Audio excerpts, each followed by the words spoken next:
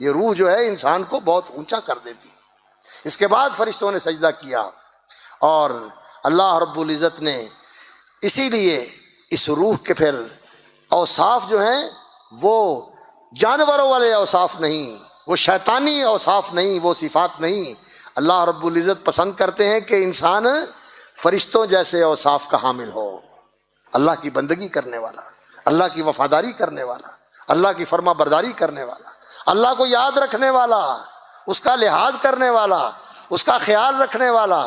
اسے ہماری حفاظت کی اسے اس کی ضرورت نہیں ہے کہ ہم اس کی حفاظت کریں، ہمیں اس کی ضرورت ہے کہ ہم اس کی طرف متوجہ رہیں، اس کی طرف جھکے رہیں، اس سے جڑے رہیں، اس کے سامنے بچھے رہیں، ہر وقت اس کا دھیان رکھیں، کسی وقت اس سے غافل نہ ہوں، کسی وقت اس کو بھولے نہ، تو ہمارا لنک اس کے ساتھ برقرار رہے، ہمارا رابطہ اس کے ساتھ استوار رہے، اور ہم اس کے ساتھ ہر وقت رابطے میں رہیں، تعلق میں رہیں، آن لائن رہیں اور جڑے رہیں، لنک رہے ہمارا اس کے ساتھ۔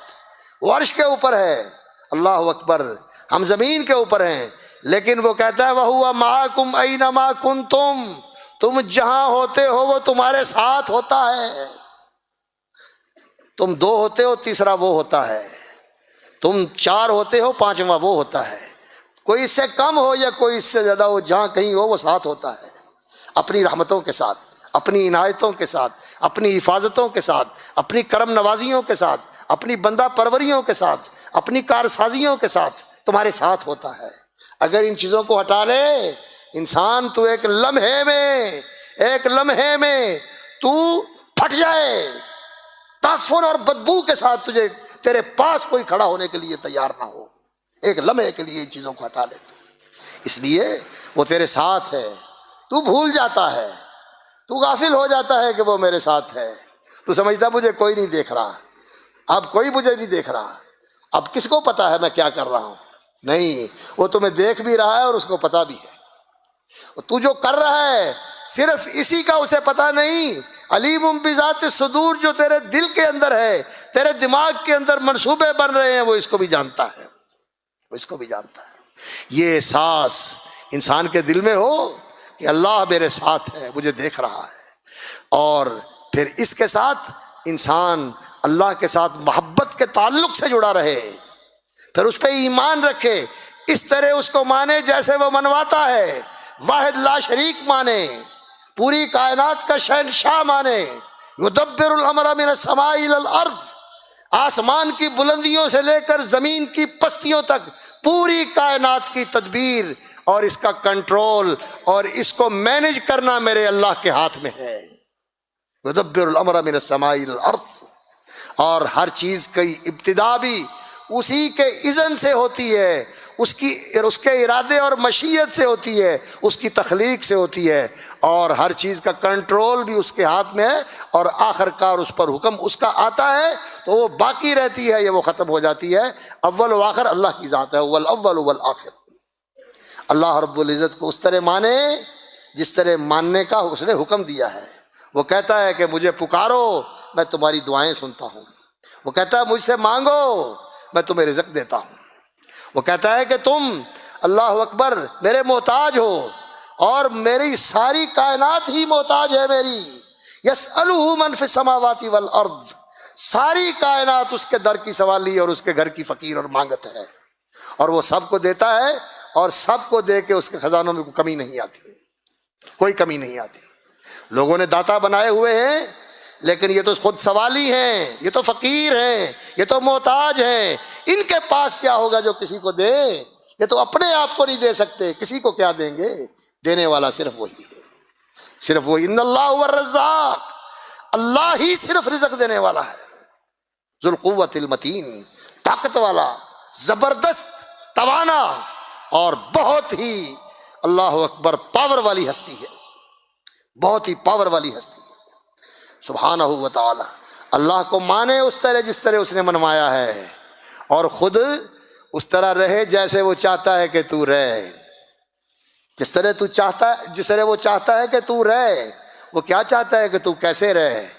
وہ چاہتا ہے کہ میرے بندے تو میرا بندہ بن کے رہے، میرا غلام بن کے رہے، میرا فرما بردار بن کے رہے، میرا شکر گزار بن کے رہے اور میرا وفادار بن کے رہے۔ میں نے تجھے بنایا، میں نے تمہیں سب کچھ دیا، میں نے تیرے رزق کے بندوبست کیے۔ اللہ اکبر، تیرے لیے تیری زندگی کے سلسلوں کو قائم رکھنے کے لیے میں نے حرارت اور برودت، سردی گرمی، خشکی اور تراوت، ان کے لیول رکھے۔ اتنی خشکی بھی نہیں ہونے دی کہ تو جل جائے اور اتنی تراوت بھی نہیں ہونے دی کہ تو ویسے ہی میلٹ ہو جائے، تو گھل جائے۔ اللہ رب العزت نے اتنی گرمی بھی نہیں کی کہ تو بھسم ہو جائے اور اتنی ٹھنڈک بھی نہیں دی کہ تو فریز ہی ہو جائے۔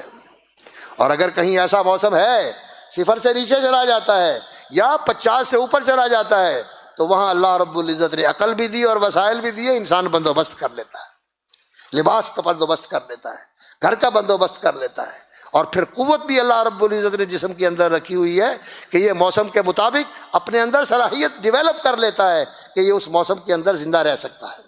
یہ میرے اللہ کا کام ہے۔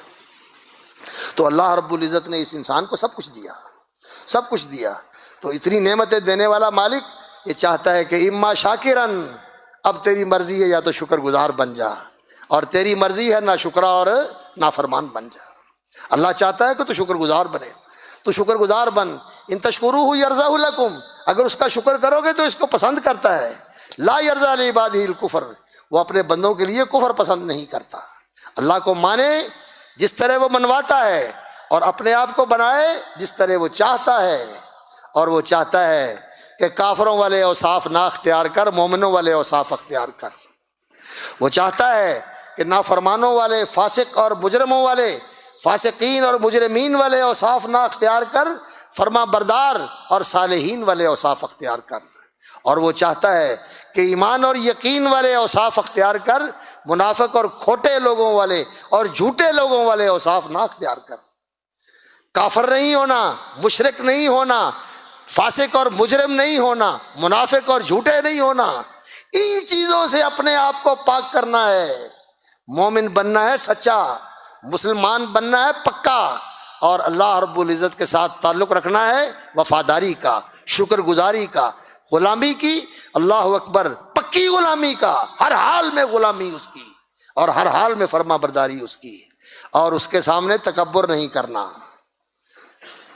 تکبر اس کے لیے ہے۔ المتکبر، بڑا بن کے رہنا صرف اسی کا حق ہے۔ میں بڑا نہیں ہوں، میں کمزور، میں عاجز، میں فقیر، میں ناتوان، اور ہم میں سے ہر ایک ایسا ہی ہے۔ صرف بڑائی اس کے لیے ہے۔ لہ الکبریاء فی السماوات والارض، آسمان و زمین میں بڑائی اس کے لیے ہے۔ تو بڑائی اس کے سامنے نہیں، اس کے سامنے عاجزی، فروتنی، مسکنت اور نیاز مندی، اللہ اکبر، اور اس کے سامنے اکڑنا نہیں بلکہ جھکنا ہے، جھکنا ہے۔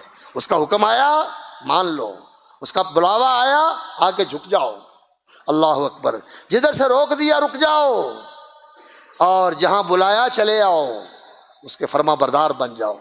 یہ انسان کے اندر وصف پیدا ہو جائے، قد افلح من تزکا، جس نے اپنے آپ کو پاک کر لیا، جس نے خود کو نکھار لیا، خود کو سنوار لیا، وہ کامیاب ہو گیا۔ قد افلح من تزکا، اور اس کا راستہ کیا ہے، راہ عمل کیا ہے، راستہ کیا ہے، لائحہ عمل کیا ہے؟ ذکر اسم ربہ، اپنے رب کا نام لیتا رہے، اپنے رب کو یاد رکھے، فصلی، اور نماز قائم رکھے، نماز میں غفلت نہ کرے۔ ایک تو غفلت یہ ہے کہ نماز پڑھتا ہی نہیں، دوسری غفلت یہ ہے کہ نماز بے توجہی سے پڑھتا ہے، تیسرا یہ ہے کہ نماز سنت کے خلاف پڑھتا ہے۔ نماز وقت پہ پڑھے، نماز توجہ سے پڑھے، اور نماز رسول اکرم صلی اللہ علیہ وسلم کی نماز کے مطابق بنا کے پڑھے، کیونکہ آپ نے فرمایا صلو کما رأیتمونی اصلی، اور خاص طور پر نماز کو دل کی حضوری کے ساتھ اور ذہن کے شعور کے ساتھ پڑھو۔ دل کے حضور کے ساتھ اور ذہن کے شعور کے ساتھ نماز پڑھو، تو پھر واقعتاً نماز اللہ کی ملاقات بن جاتی ہے، اور یہ نماز مومن کی معراج بن جاتی ہے، یہ مومن کی معراج بن جاتی ہے۔ وَذَكَرَ اسْمَ رَبِّهِ فَصَلَّى بَلْ تُؤْثِرُونَ الْحَيَاةَ الدُّنْيَا، اور اس دنیا میں دل نہ لگاؤ، یہ دنیا گزرگاہ ہے، دنیا مسافر خانہ ہے، جو آئے رہنے کے لیے نہیں جانے کے لیے آئے، اور میں اور آپ نہیں، جیسے پہلے چلے گئے میں نے بھی چلے جانا ہے، میں نے بھی نہیں رہنا۔ یہ دل لگانے کی جگہ نہیں ہے، دل کہاں لگنا چاہیے؟ جنت میں، آخرت میں، ہر وقت اس کی فکر، ہر وقت اس کا دھیان، میری آخرت اچھی ہو جائے۔ اور اس کا یہ معنی نہیں کہ دنیا چھوڑ دو، نہیں، آخرت کو مقدم رکھو، اسے پریفر کرو، اس کو اولیت دو کہ پہلے آخرت کی کامیابی کو